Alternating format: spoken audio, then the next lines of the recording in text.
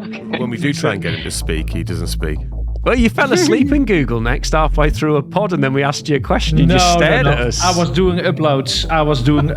at the same time. You weren't paying attention. Yeah. So what does it say about the level of service we get when our producer falls asleep during the pod? I mean, that's pretty terrible, isn't it? No.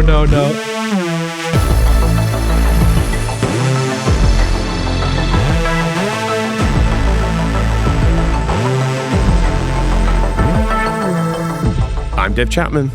I'm Esmee van der Giezen. I'm Rob Kernahan. And this is Reality's Remixed, an original podcast from Capgemini. And this week we are talking SaaSpocalypse, we are talking new enterprise operating systems, and we're talking to ServiceNow about Knowledge 2026. But before we get on to all of that, happy Word Password Day, Esmee. Thank you. I was actually thinking about this. How long do you, because I actually now received it just today, how long do you wait till you actually renew your password? Because we received 20 days ahead, you need to renew it. And then I see the date, I'm 20 days. So how many times do you actually just delete the email? Because I wait till I cannot enter the system 20 anymore. times. Yeah, 20 times. If you get one a day, where it's right to the very end. It could. You see, there's a theory about if you can do something in less than a minute, you should just do it, right? So when you get the email, just change your password. And then you don't get 20 pointless emails you have to delete. No, but it's easier to just delete the email. That's even quicker. That's 1 second. Yeah, but you got to do that 20 times and then still change your passwords. It's all additional work. Just be compliant. You do it. After the first email, you're brave. Maybe second, who knows? Yeah, I don't know. But it's World Password Day, so we should celebrate being efficient. Happy World Password Day, Robert. Yeah. I always get bounce out of bed in the morning, streamers going, party music plays, the cake's out, set the family down, 2-hour presentation on the importance of strong passwords and good password hygiene and management. Jumping online as fast as you can to find out what the big news is on World Password Day. Yeah, exactly right. Well, would you like to know what the focus is? The parties across the world I'm most excited about, but tell us the focus, David. What is it? Go on. There's four big areas of focus and best practice this year. Okay. So, ready? We need to count them off. You're going to love these. But I think we should all be honest and say how many of those practices we actually use today. I'm going to use my fingers. Gotcha. Right? I'm feeling quite good about this. All right. Passkeys and hang on. MFA. What does MFA stand for again? Multi-factor authentication, David. Yeah. Passkeys and multi-factor. That's tick one for area. Me. Ez, you're up. Yeah. MFA, good. Yep. And passkeys. Yeah. Okay. Now, this one is a soapbox item for Robert Kernahan. Password managers. Oh, yes. You love a password manager. Use one, different password every site. Dave, have you got a password manager? I do indeed. I've got 2, in fact, which is a little bit annoying, but there we go. You've got 2. You don't need 2. That's the point. Okay.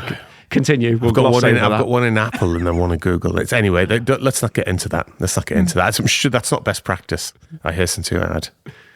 Now, this third one is a bit more is a bit wider, and it goes a bit to your point earlier, Esmee, about how fast do you change your password, which is what security habits do you have? So change passwords only when necessary, rather than at arbitrary intervals. Use long, unique passwords containing letters, numbers, and symbols, all of that good practice. So, Esmee, how do you do against that? I think, besides I wait till I can't enter the system anymore, and then I, start, and then I forgot the website, how to actually change my password, and that's an ongoing practice.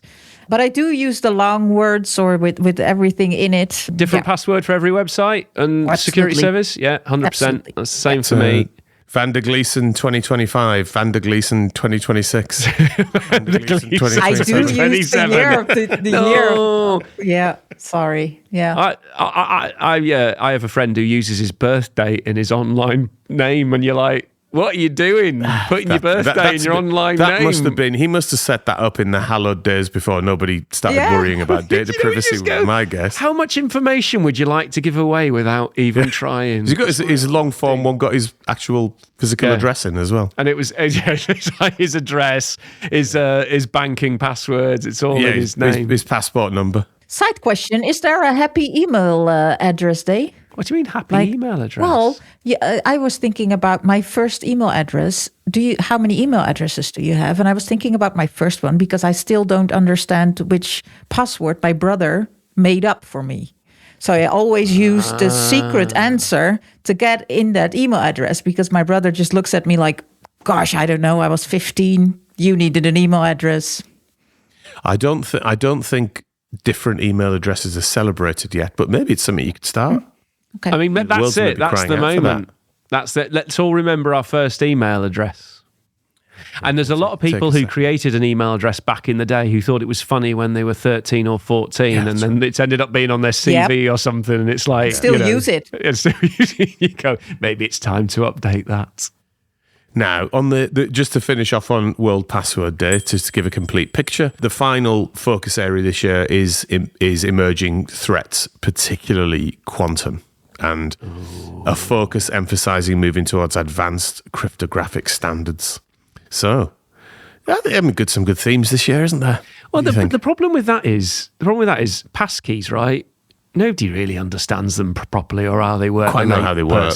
Yeah, I mean, they're quite useful, but I don't quite. They are useful, but the way it works, etc. I mean, going to post-quantum encryption methods and things might blow Doris's mind about how she has to secure her access to my sovereign hosting capability in the shed type thing. It's like, I mean, you better get a cracking on that. You said that she was introducing some quantum hybrid platforms, though.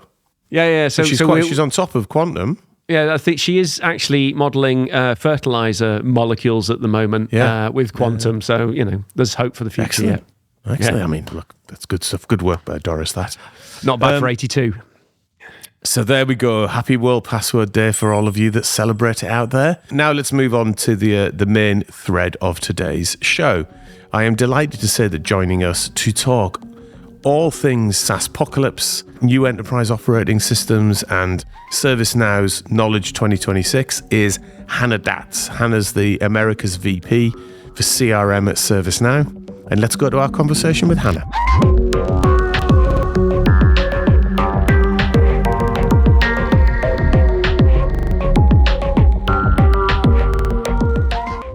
So Hannah, nice to see you today. How are you? Nice to see you guys. How you doing? Exciting week for you guys, isn't it? Oh my God. I'm exhausted. I've been on my feet all week. This is why I don't wear heels anymore. Out loud. Have you noticed that at the conferences, people are wearing ever more like sparkly trainers and stuff? It's become a thing. It used to be like, it was always brown or black or something, and now there's like bright sparkles and red stripes and all this stuff going on. It's going quite, People do that, create your own sneaker from the Nike website or something, and then it all comes in your branded colours. What's your footwear of choice, Hannah, for a conference? We have a very interesting green, which is the ServiceNow color. It's called wasabi green. Oh. And so it's very hard to find a sneaker with the wasabi shade. And we have a little group of fashionistas, a Teams channel, where we all, before our conferences, will all post links to different shoes, different sneaks that fit the tone of the wasabi. I mean, it's a subgenre of conferences now, isn't it? The whole thing is now it's become a thing that people focus on as a... Yes, but what I will say for ServiceNow is when I joined 5 years ago, we were really more of like this kind of scrappy underground tech guy conference. Right. And so it was super casual and everyone was wearing sneakers. But now everyone's looking fancy. And it's like, now I got to step it up. Not so grown up that it's everybody in a black or grey suit and a tie. No. Because I've been to some conferences and it's just a sea of suits of exactly the same colour and white shirts. And you sort of go, yes, that's less exciting. It does probably say something about the change of the audience as well, Hannah, right? If you look at ServiceNow audiences and the way the evolution of the platform has been going. It's crazy. And we'll talk about it from a platform perspective. But I always tell people when they join the company, ServiceNow is like we're a JV basketball team, but we're playing varsity ball. And our uniforms are too big and like they're kind of dripping off us, but we're winning the game.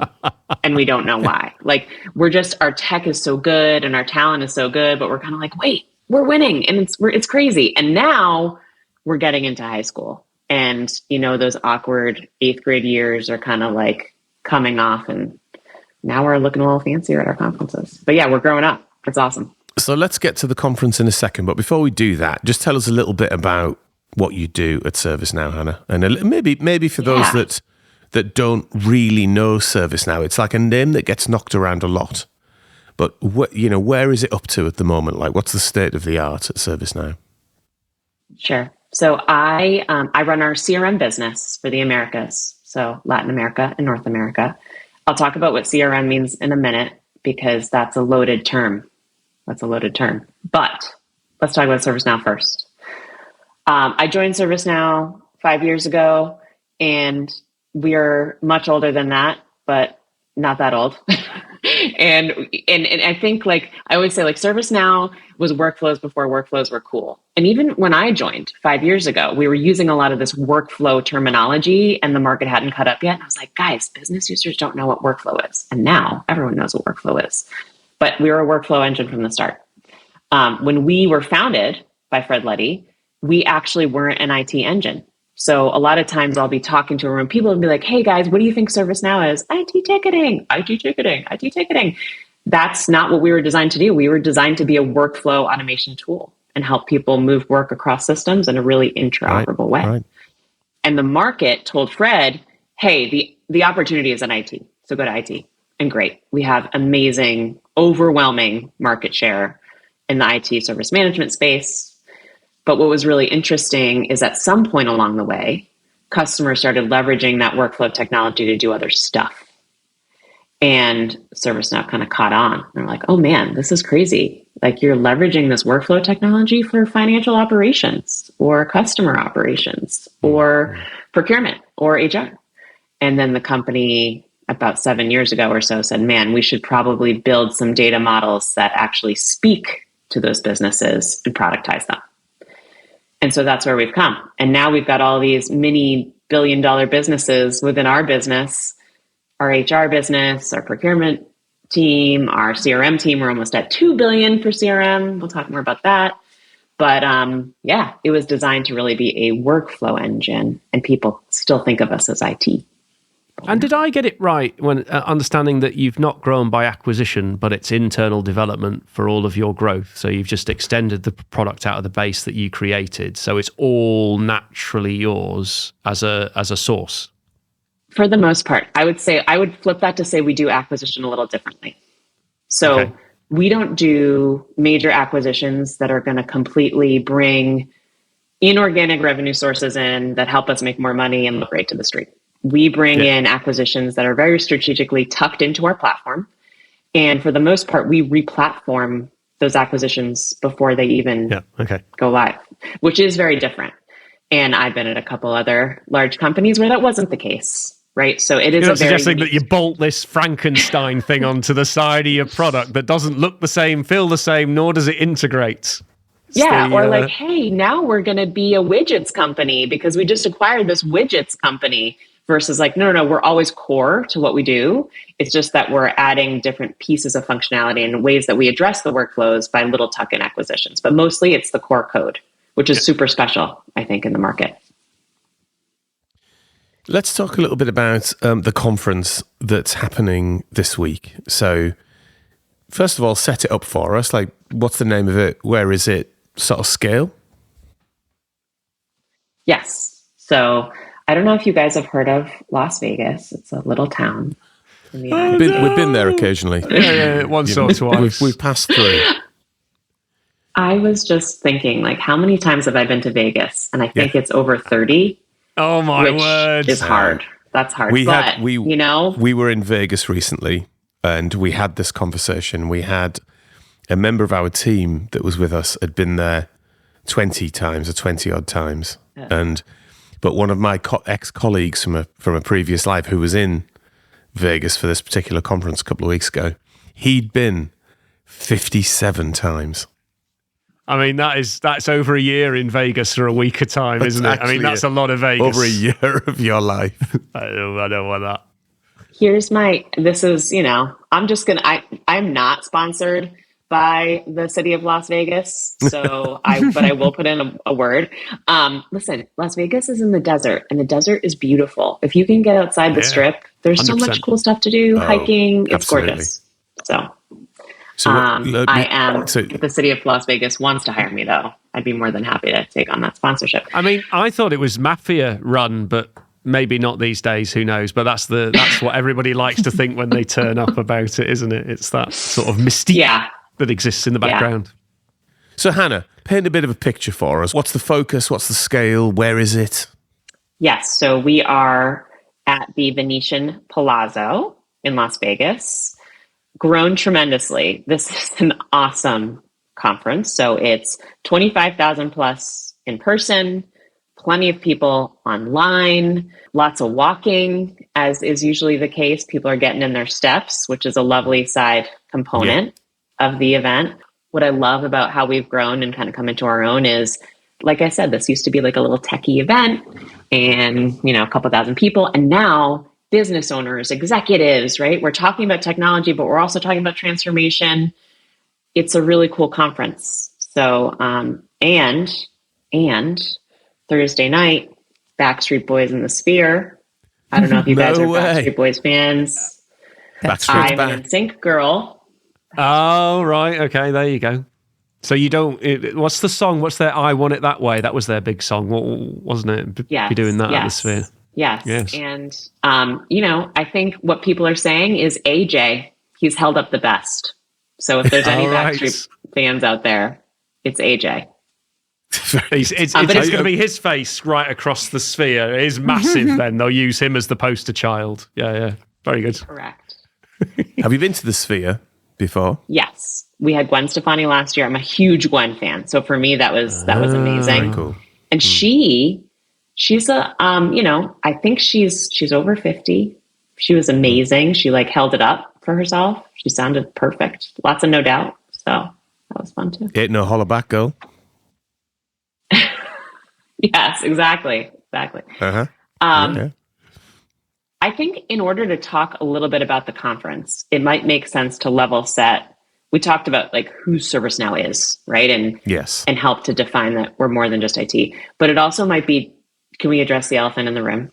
Please do. Is it the SaaSpocalypse? The SaaSpocalypse. Yes. Yeah, please do. So for people that don't know what that is, let's just set a little bit of background for that. This is the impact on the market pricing and share price of a number of organizations that have been impacted by a series of AI announcements this year. Both SaaS companies, some SIs, a number of organizations are impacted down because of the market assumption of the effect that AI is going to have. So with that being said, Hannah, what's your perspective on that? It's really interesting to be in it. And I think it's one of those things that when we're out of it, we're going to look back and be like, oh, the answer was so obvious. But I do think it's a lot of hype right now. It's a very easy narrative for the market to hook into to say, SaaS is dead. But it's a great opportunity for us. I mentioned that we're a workflow platform, and I gave some examples of how we might do that on a singular level. But I think the real power of the platform is doing that at an enterprise level. So let me give you an example. When you think of traditional AI, like an LLM, it's a very personal experience, right? I'm going in as a user. I might, in my personal life, I might be make a plan that shows me how to lose 50 pounds. Or as a person, at a corporation, I might say, hey, help me with a business plan. But it's a very personal experience. It's almost like a GPS telling you how to go from point A to point B, right? In an enterprise environment, there's thousands, soon to be millions of GPS routes being calculated for personal people to do personal stuff. And we see ourselves as the air traffic control, right? Versus the GPS. We've already done this. We've done this for 20 plus years because we've automated workflows through a very complex enterprise environment across various business systems in an interoperable way. And so as we move towards this world of AI, where a lot of different departments and a lot of different individuals and then a lot of different agents, digital agents are driving transactions and resolution in the business. And those agents are ServiceNow agents, and most of them are not ServiceNow agents because this is an enterprise and we believe in openness and interoperability. We are the control tower. We call ourselves the AI control tower for business process.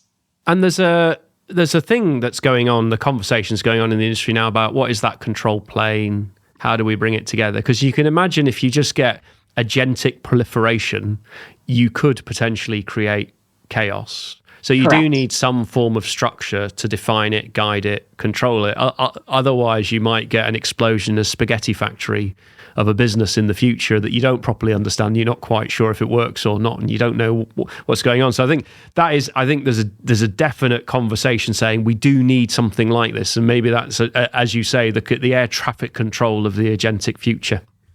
There's so many reasons for that, right? One is just, hey, what departments are leveraging AI bots that I don't know about? So how do I discover that they actually even exist in my environment? Like, that's number one. That's something the discovery element of what we do, we've been doing that really well for years. I think the thing that people talk about the most is the ethical concern, right? Like, humans are by nature ethical. I am not going to go on LinkedIn and share the birthday of my employee. I'm just not going to do it. Like, I understand that's bad. But robots or AI doesn't always understand that's bad. And so you need a governance engine. You need a common set of rules and ethics to drive the agents by. And so that's a really big portion of what we do with the control tower as well. Hannah, if you look at workflows, it feels quite linear.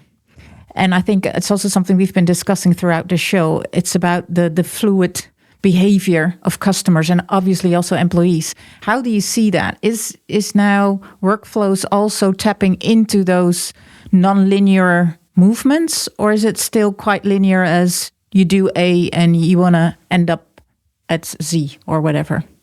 I'm so glad you asked that. That actually goes back to the fundamental thing that makes ServiceNow different than any other workflow solution in the market. And this isn't an AI thing. This is just workflow. I'm going to get a little nerdy for just 1 sec. We are a task-based engine. Okay. That means that we do stuff, and a lot of task-based engines that do stuff from A to B to C do it in a linear way. We were built to be non-linear in that multiple tasks can be executed at once with multiple dependencies. That's the framework of the solution from the very beginning. And those tasks can be interoperable. We don't believe that those workflows all need to live within ServiceNow. So that's just the foundation of the solution itself. And then you can see how that would apply to AI. So when you look at the new enterprise stack as it's sort of emerging, which is systems of record, then perhaps some form of data layer, then maybe a semantic layer of some description or a context layer, an agent infrastructure, and then above that, a series of either developer or kind of end user tools and agents and things like that they can leverage to get their daily work done. And then there's some form of, human AI hybrid organization, which I think is not well understood yet in terms of what that really means. Is that humans using tools, or is that some form of it's more of an equitable relationship? Don't know. Let's see how that emerges. But when you describe then the role that ServiceNow is going to play in that stack, which of the layers do you see it really adding value in? It's interesting. I think the narrative is we're just going to slap a bunch of LLMs on top of a database, and that will be such a great way to run the business. We're not there. And I don't know that that is where we should be. The data model, the data layer that structures database information is really important. Because our AI, a competitor's AI solution, a partner's AI solution is only as smart as the context that it's driven from. So, and this is why I would say, whether or not you believe that SaaS is dead, ServiceNow is perfectly positioned because we don't care if we're the interface. I mean, we have a great interface, but those are going away. right? Like we want to access information and data wherever we want to access them, but that data structure that's going to contextualize what's sitting in a warehouse to say, no, this frequent flyer, has to sit in this particular seat, or has this particular loyalty points, or is this particular family base, and we need to make sure that we're taking into consideration all these different types of data before we service this flyer for an airline is really important, versus just having it in a sea of unstructured mess.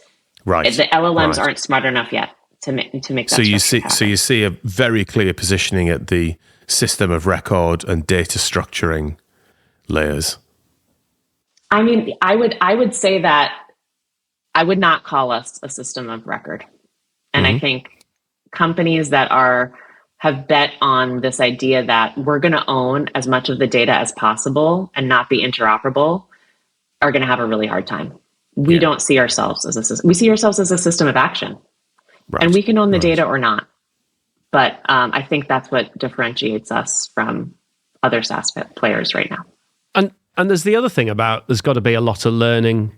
I mean, do you remember we had the trends a year ago where we talked about AI bloopers, and they are coming true. There's one every day. The one that made me chuckle this morning was on Tom's Hardware, and it went, Claude-powered AI coding agent deletes entire company database in 9 seconds, along with the backups, after the Cursor tool powered by Anthropic's Claude went rogue. And the blame was, it was the dev's fault for putting it into production. But that's a classic sort of catastrophic blooper. Did the AI blame the human, or was it other humans? It was all him. He told me to do it. But that's just one of many. Every day you hear about Open Claude deleting a load of stuff, or all those things. And I think when we're talking about what we're talking about, there's a huge amount of learning we've got to do about what works, what doesn't, where does trust lie, how far can we go, what's the efficacy of the tooling, and we're still finding our feet in how does this structure actually play out and what is the future of it? So whatever we think it is today, it's likely to be quite different tomorrow once we've discovered the realities of what actually happens and what works. I think there's still a lot of proving to be done, albeit now that we've got to scaling, and there's a fair bit of scaling starting, there's some brutal stories arising from people who've learned the hard way. Totally. So a very fast-moving, quite complex environment that's, I say quite complex, that's understating it quite dramatically. Context for Knowledge 2026 this year. So let's return to Knowledge and let's dive into some of the themes. So tell us what's happened at Knowledge 2026. Yeah, so it's easiest to pull on the thread we already started, which is, where does AI fit in this world of workflow? And what's that balance between the human and non-human interaction? So one of the big announcements that we've made this week is all around the autonomous worker. And in April, we released Autonomous Workers on IT. And we just this week announced 20 new autonomous workers across CRM, employee services, security, risk workflows, etc. We are always the best. We eat our own dog food. That's what we say. So we implement our own stuff way before it hits the market. And we've seen great success with being able to offload level 1 work across any of those different types of disciplines onto an autonomous workforce. And that's a very practical, ethical, safe way to apply AI in a truly cost-cutting and operationally focused and way to the autonomous workers, AI. These are presumably pre-built agents, are they? To do specific tasks? Yeah, so think about your L1 support workforce being totally AI-driven. So an example might be, I am in the CRM world, so most of my examples are going to lean this way, but think about something like invoice disputes, right?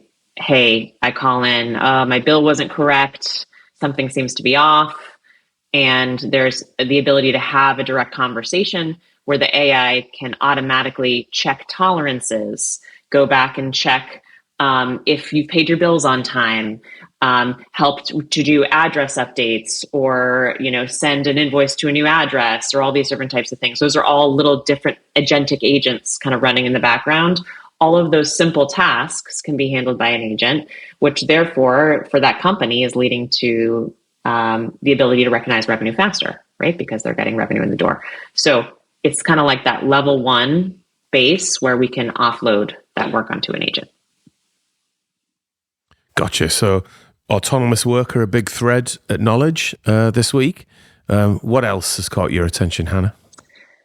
So autonomous security and risk is a really important sub-bullet of that. And we talked about how we acquire companies earlier. We just announced the acquisition of Veza, and Armis was shortly before that. And Veza's acquisition is all around identity management, which is a beautiful, very complementary add to the stack in our security and risk stack. And it's really around governing human and non-human identity. Armis, all around real-time contextual awareness in the security space. And so I think this is what's being discussed in boardrooms right now, right? Is the safety and efficacy of how we manage AI. So this is a really, really important topic and very, very exciting.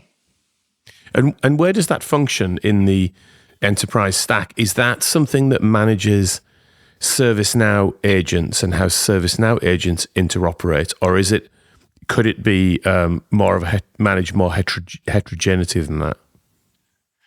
Yes. So back to the control tower concept that I was talking about earlier, that is not, the whole point is that we're discovering and managing agents across the enterprise that may or may not have anything to do with ServiceNow, right? So that we really see that as the control plane for AI in the organization outside of just ServiceNow agents, which is inclusive of the new Veza and Armis capability that rolls into our security and risk portfolio.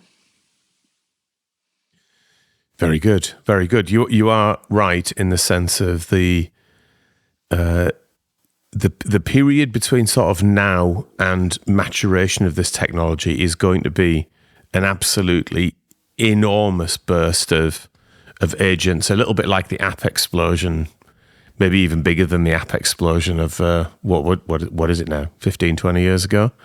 So to be able to get the right infrastructure in place up front to be able to monitor all that's pretty critical.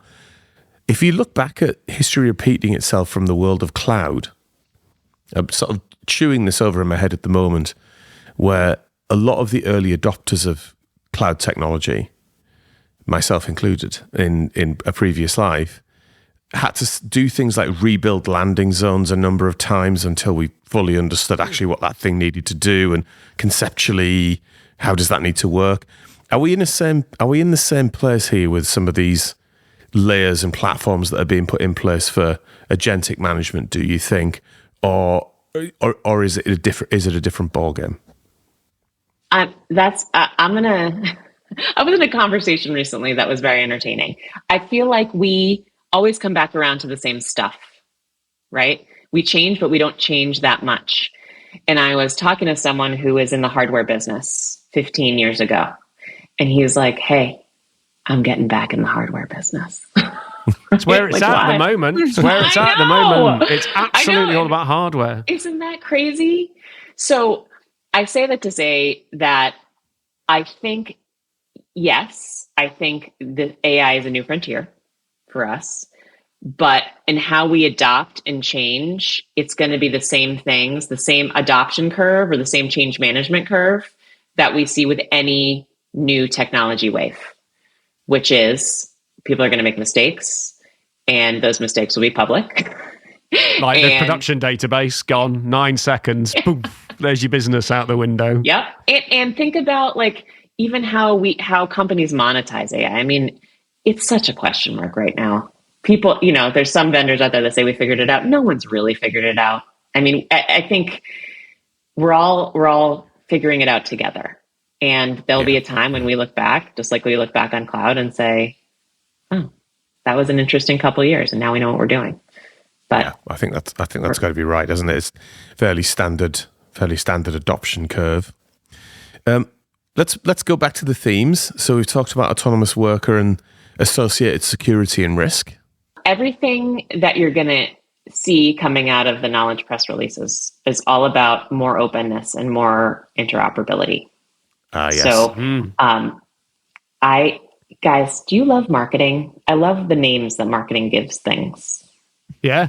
Oh, we love that. It's either excellent and epic, or we can just take the piss out of it because it's stupid. Sometimes when it's made up by a curious creative or even a marketing organization, you get really cool, funny names.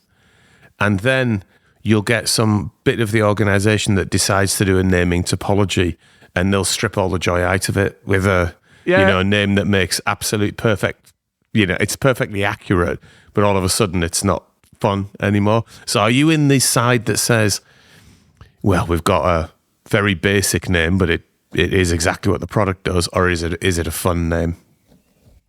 I think all marketing names are a little bit stupid. But we all hear that, Marcel? accept it as real. But well, you basically said, I heard everything Marcel does is stupid. That's how I'm translating that. Sorry, Marcel, but we just heard it here first. And who am I to disagree with an expert? Yeah, that's an expert opinion that marketing names are stupid. No, it's all kind of fun. I love when things are personified. Like that's really fun. Right. And Go so on. This is an excellent build-up, by the way. Yeah, we're expecting a lot from this. Yeah. You're going to say your next engine's called Tracy or something like that. It's like a sort of anthropomorphized. Karen. Imagine if we released ServiceNow Karen. Yeah.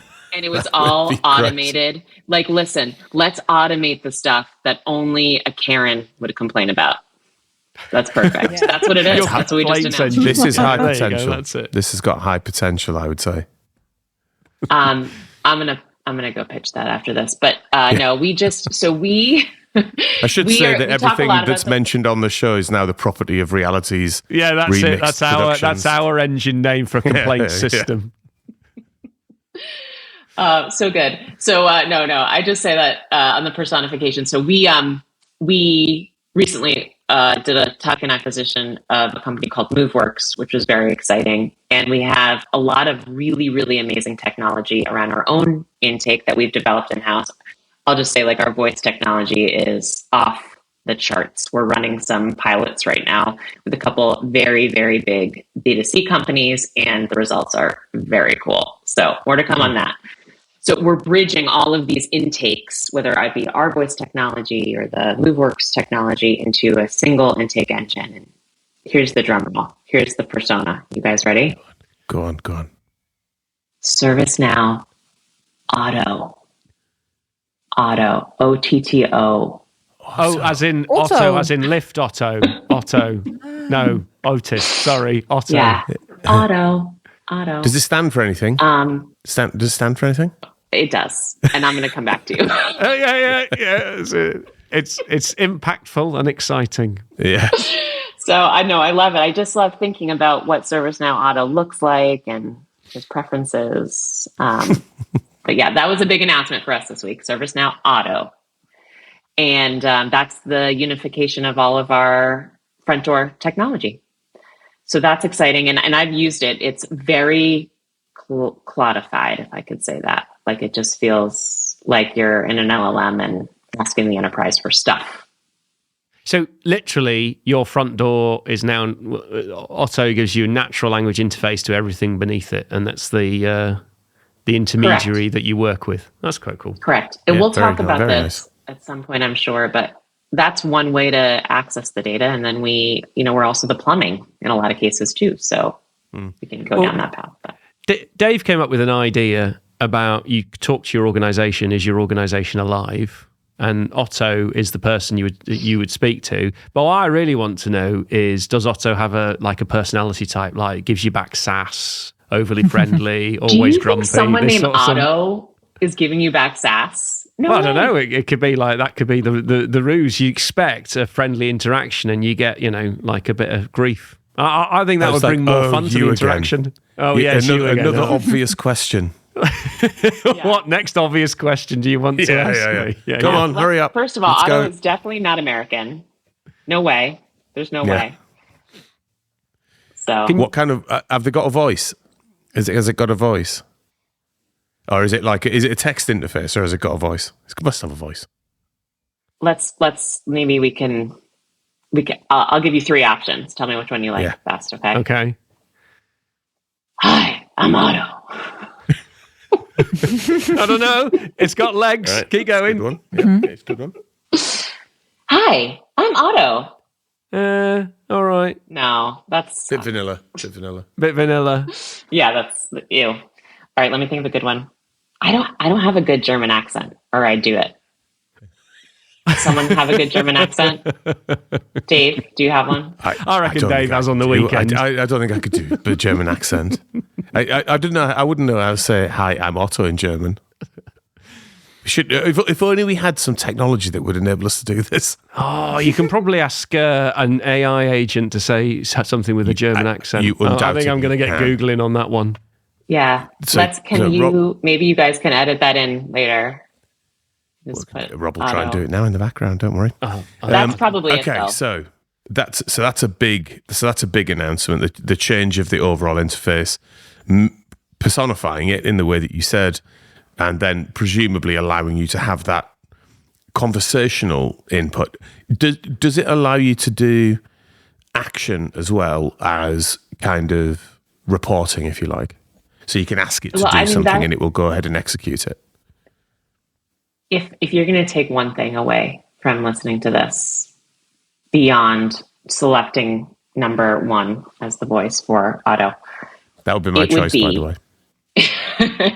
it would be, we are a system of resolution. And I talked about all the reasons why at the beginning. Like, fundamentally, we solve problems. And now we're solving them autonomously for real, right? This isn't like hand me off to someone else, or this isn't like summarize the case. This is solving problems. I don't care if it's coming through Otto, through Teams, through text, through a voice note. This is what the platform does. We solve problems. And so the answer to your question is yes. The Very new nice. battleground for AI and agentic is often said to be the ability to make a decision and then onward prescriptive action. So it's the decisioning capability that is the critical part. I think that's what you're alluding to there, which is you take something in, you'll make a decision, you'll progress it. That is the fundamental success, isn't it? So once you get the decisioning right, then it doesn't matter if you've got 1,000 agents or 10 agents, it's their capability to progress. That's the key. Yeah, I would argue that the hardest part is the resolution, not the decision. Like, in a real enterprise environment, you have so many systems, and how do you actually get work done? And a lot of times you have an operational office, and those people have been at the company for 30 years. And if one of them gets hit by a bus, like, you're not going to recognize revenue for another 60 days. I mean, like, that's the way that most companies actually work. So to automate getting stuff done across systems is really hard. And so I would say, like, the power of us doing that is probably what makes us most interesting in the market right now. I would also think that if your context is more rich, then you might hit reality closer. If you talk about CRM, it has always been about the sales reps being able to put in the data as easy as possible, but they had to type. It was also a huge, I don't want to do it. It doesn't work at home. And then, the quality of the data was so poor that it was really hard to build relationship on it based on a digital flow.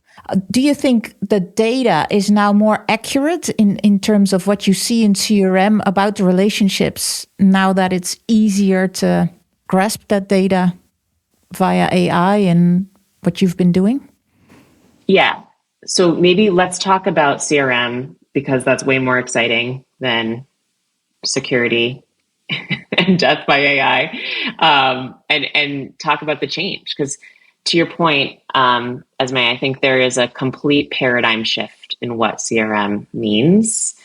And my short answer to your question is that I don't think that we're capturing meaningful data anyway right now in CRM. And we can talk about what that paradigm shift leads to, I guess, for outcomes.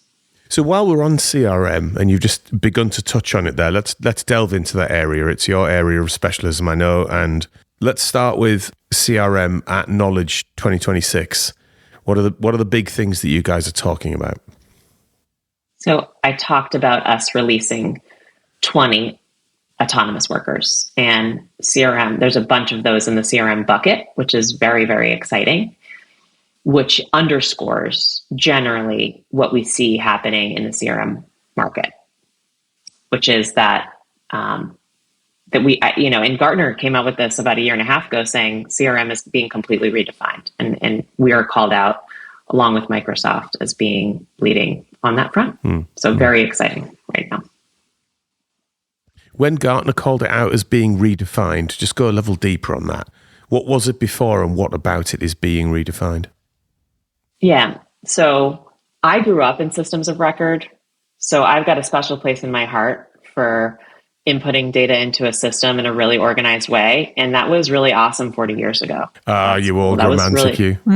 We'll have a good bit of quality data entry, don't we? And you sit back and you go, it's perfect. But think about that. Oh my God, 40 years ago? That was so exciting. Oh my God, we have all of our financial data in one place and not in a book. Yes. This is so cool. Breakthrough. And, from a CRM perspective, I don't carry around a diary with the phones and addresses of my individuals, right? We're going to put them in a system. So 2000s. Do you not think there was something quite satisfying about the Filofax and the sort of all my information in a leather-bound thing you could stick under your arm? I think we lost something there when we all the Rolodex. I'm just going to call whoever and flip through. It was a visceral experience, wasn't it? I think we've lost out a little bit. But anyway, yeah, like I said, it's all coming back around. The rotary phone, it's coming back. Oh yes, this is true. So I don't think we've seen a real progression in the CRM space in a long time. And when you represent a body of people, I have, been in sales roles, so I can speak as a seller. I'm going to tell you about us as salespeople. One, we're liars. Okay. It's a brutal start, really, isn't it? Okay. Full of it. We're totally full of it. And I'll get to what I mean by that in a minute. But we also have ADD, and what are we good at? We're good at building relationships and proving value. And the idea of a CRM was great at the time because it allowed us to digitize all of the amazing relationships that we had in our book or in our head, and maybe help the company see our revenue potential. But CRM is still a place where salespeople are manually telling the company how much revenue they're going to get that month.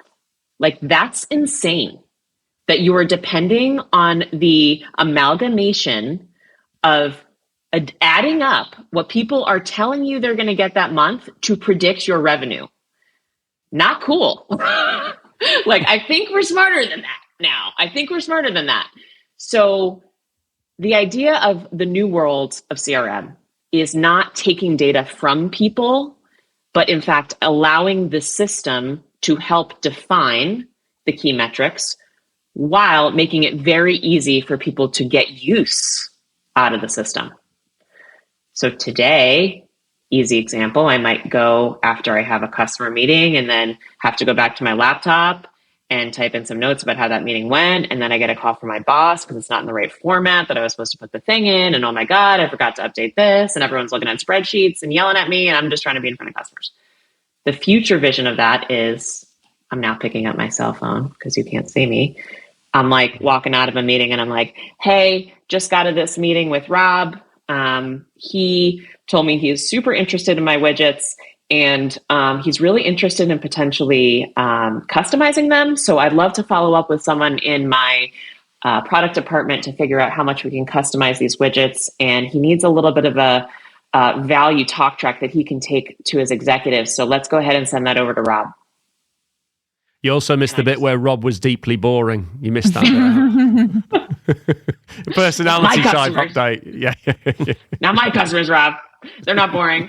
Right? So we're not expecting salespeople or service agents or middle office workers to do the things that are manual. We're allowing them to do their jobs and we're helping them do their jobs. It seems silly, but it's simple. But CRM has not evolved in 20 years. Well, I think that it does seem silly and simple, but it's one of those things that without something as simple as that, what it inevitably meant that nobody really did an update, and when they did, it was late, and you couldn't really act on that, and it was maybe also in shorthand and not really legible, and and therefore, you lost a lot of the potential value that these sorts of things can give you. What I like about being able to do that update is simple, quick, done almost instantaneously, and presumably, if you wanted to, if the client was okay with it, you could probably record what you're talking about, and then it would input straight away. I wonder if that will also flow down into things like sales tracking tools and pipeline tools and things like that. I'm going to take it a step further. So we talked at the beginning of this, talked about like, how do we make the data smarter now that we can do things a little bit more autonomously? One of the agents we're releasing at Knowledge this week is a quoting agent. And that agent can take structured and unstructured data from a conversation, from emails, from the transcript of a meeting, and generate a quote. And I can tell you, we talk to organizations that have teams of people that generate quotes. It takes like 7 to 8 days, right? So that work. Super expensive. It's a huge needle mover. And so when I talked about the resolution engine, like we're driving to resolution, we're driving to do something. That's a great example of that versus like, we're just going to take your voice note and now we're going to make it a lead record. Not exciting. But that fundamentally redesigns or reprofiles the way you get from a conversation to a quote to action to delivery to humans doing things, because that sales cycle can be quite protracted, can't it? With all the I wasn't at my desk, I missed your email, that sort of stuff. We're talking about this massive compression from a conversation to okay, let's do something together, and that's something that is quite necessary in today's world, because it can take a long time to do something, and then the poor development team gets compressed because it took 2 months for the sales team to pull their act together and write the document and get the signatures done and everything else. Is that extending out is quite cool, because it just makes everything a lot easier, doesn't it? It's like a big sigh of relief for those downstream who have to get on with it. And there's also another side to it, I think, because what if the system knows your deals and is already calculating your pipeline, is already showing your manager, this might be the number that I'm about to hit. I know quite some sales reps that keep deals in their back pocket for the right timing of the year. Something to do with quotes and bonus. No, it's never true. I don't know who you're talking about. No. But that's the thing, though, isn't it? But would you get intelligent then, and then you could do a minority report of salespeople to say you're at this client, there was definitely a meeting, you were there for an hour and you didn't update the records. So there's a compliance point there, isn't it? About come on, tell us the truth. Doesn't take much for the Stasi to come out on you, does it? Yeah. The police come and bundle you into a van. How much are you sandbagging this week? Yeah. Here's my hot take on sandbagging. Hot take on sandbagging. That's the name of the app. Hot take on sandbagging. So, listen, the reason people sandbag is because it's really hard to sell. This is a very hard job. That's true. And so it's like, if you have something and you want to make sure it gets across the line and the executives don't, blow up the deal, or, you want to make sure that you're not going to get called out because it falls out, you hold on to it for dear life. If we make selling easier, do people need to sandbag, right? If we can free up the way that people are spending their time, that unlocks more revenue. And I would argue that sandbagging gets less and less, because we're giving people the opportunity to find more sources of revenue versus just holding on to it because selling is so hard to do. That would be actually an incredible outcome, I think, if it really does free up that process somehow. But it's a merry dance, isn't it? The targets come in for sales. They sort of they play the game, so it's just edging up, and then it arrives just at the right moment, and they just tip over the line at the end. It's been like this very traditional, well-established understanding of I'm sandbagging and you're going to overestimate what I'm going to do, and it all come together at the end. We'd all just like to have the truth on the table, thanks, and be open and honest, and that'll be the end of it. But there's this thing that I suppose it's personalities and the way it works, and it's a very established way of doing it, isn't it? First of all, Esmee's face is classic right now because she's like, dude, these guys are not going to stop lying. But I'm thinking, this is inspiring me. Maybe next time I come on the pod, I'll be talking about my new book, The Art of Sandbagging. The art. Oh, I like it. Yeah. Yes. I think there's a readership there just waiting for that. Instant bestseller, definitely. I mean, you might In get an missed AI the boat world. though.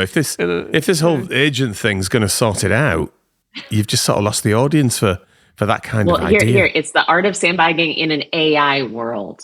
Ah, that's it. That How to convince your boss you have no pipeline. That's the And then at the end, ta-da! It's all there. And we are talking about this like it's this new revolution. However, ServiceNow, we've been in the CRM space for 7 years. When I joined the company 5 years ago, we were at 250 million in our CRM business. We were nothing. We're over $1 billion. We're going to hit $2 billion by the end of the year just in CRM. Wow. We are the fastest growing CRM company of all time, baby. Yeah. What's We're the best kept differentiating secret, you? What's differentiating you in a way that's creating that level of interest? It's the resolution capability. And I hate to go back to something so simple, and clearly it's AI driven, but I just met with a CTO of a manufacturing company who said, I have 123 ERP instances. Every division 123 instances, yes. Because if you think about it, a lot of them by country, coming from the ERP space, sometimes they'll customize by country. So they'll have different instances of ERP. What a nightmare to manage. Oh my God. Are they the same, just with a little bit of customization? Some Are they all Oracle, different? some SAP, some blah, blah, blah. I mean, all over the map. I have that. And then every region, major region, has decided on a different CRM system and revenue and billing system. And I'm not going to change that. But what I do need is one unified engine, one plumbing system to help me understand what's going on in the business and to drive resolution. Great. So that's how companies are consuming us, right? They're like, please stop the bleeding. Please stop the bleeding. And so that's what's driving that, Dave. Like, there's just so many places that we can plug in because we're very interoperable to help stop the bleeding. And that's been a major driver of our growth.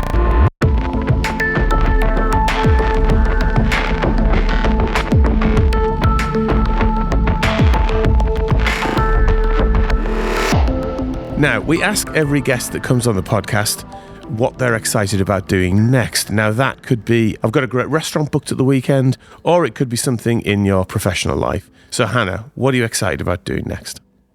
This weekend, I am playing in a very serious tennis match for mediocre middle-aged women, of which I am one.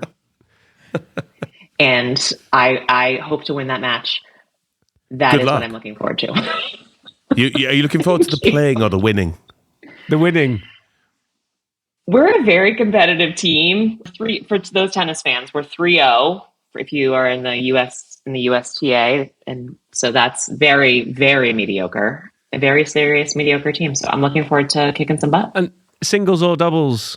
I'm a doubles girl. I like the communication on the court. I'm a serve. You've got somebody else to blame player. when it goes wrong. Yeah, that's the reason why you play. It wasn't me. It was, yeah. And the politics in women's tennis get pretty intense. There's a lot of like game playing when you play doubles, like just a lot of like, that was out. Come on. Like, oh, do we need a ref over here? Oh my God, that was out. And then they get in your head, and I love all that stuff. And then there's the slashing of the tires after the game and the poisoning of the food to knock their performance off and all that inappropriate sort of stuff. social media. Yeah, I really go after my opponents on social. That's my Just attack them online. It's like with destroy a their burner character. account. Yeah. With a burner account where you actually pretend you were one of the spectators. Or what I try to do is I get them to say crazy stuff on social media so I can slash their rating and get them kicked out of the league. So. I mean, it's total tennis, isn't it? It's not just the game and skill. What you're thinking about is the whole environment and then how you control it. I mean, that's quite important. That's the future. Yes. Now, before we end the show, I've actually got a couple of additional business items. This is quite unusual and quite exciting, but I think they're important. So the first one, whilst you're in Vegas this week, Hannah, is, now, where do you stand on burgers? Do you like a burger? Do you not like a burger? I mean, this is requiring more thought than I was expecting. But that's okay. Can we be honest? It's usually a question that was gets generally a relatively fairly quick yes or no, but, take time. Was there a traumatic experience with a burger in your past? Yeah, I feel like I've stumbled into something unexpected. No, I'll make a ServiceNow plug in that we power almost like every fast food restaurant in the US. Oh, you gotta love burgers then. So it's one of our special, honestly, we're so good at quick serve restaurants because it's so complex and the problems they solve and accessing customers. So I have a lot of what I was thinking was I have a lot of different customers that I could call out right now and I don't want to offend one. No, quite right. But I just will a simple, go on the just a record. simple. Do you enjoy a burger? Yes or no. We can keep Yes. the name out. Yes, perfect. Right now, on that note, this won't compromise any of your bigger burger clients. But Marcel and I stumbled upon an amazing burger at the Hard Hat Lounge in Vegas, just like a little dive bar thing. If you Google best burger in Vegas, this burger comes up. And it is absolutely legit. So Hard Hat Lounge, that was going to be my Vegas tip. I missed it though. You did. Listen, these conferences are so crazy. I think my only food source is going to be an IV. Walk around like you're in a hospital with a thing. It's open till 2 a.m. So once you've finished all your client meetings, you can just pop there.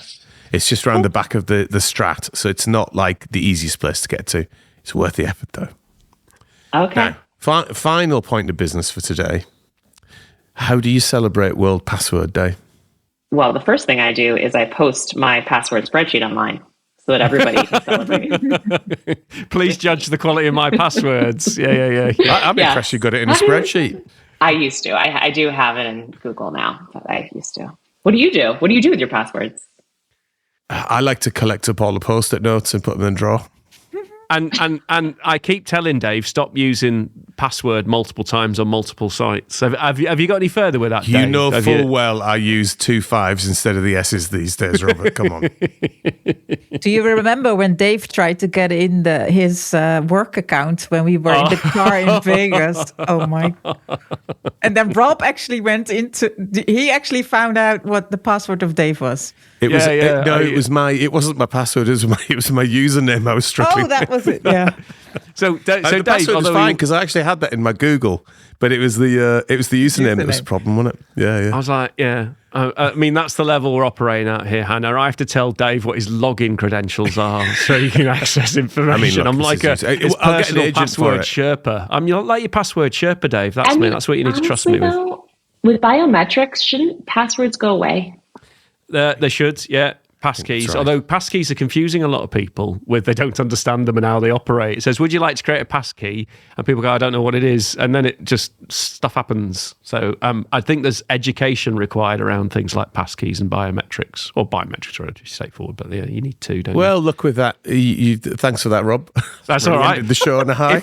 If we weren't asleep at the end, we definitely are now. Come on. Rob has ground us to a halt. So with that, I will say, Hannah, thank you for tolerating us this afternoon.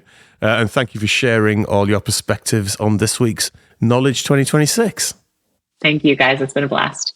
And happy Password Day to all who celebrate out there in listener world. If you'd like to discuss any of the issues on this week's show and how they might impact you and your business, please get in touch with us at realitysremix@capgemini.com. We're all on LinkedIn. We'd love to hear from you, so feel free to connect in DM if you have any questions for the show to tackle. And of course, please rate and subscribe to our podcast. It really helps us improve the show. A huge thanks to Hannah, our sound and editing wizards Ben and Louie, our producer Marcel, and of course to all our listeners. See you in another reality next week.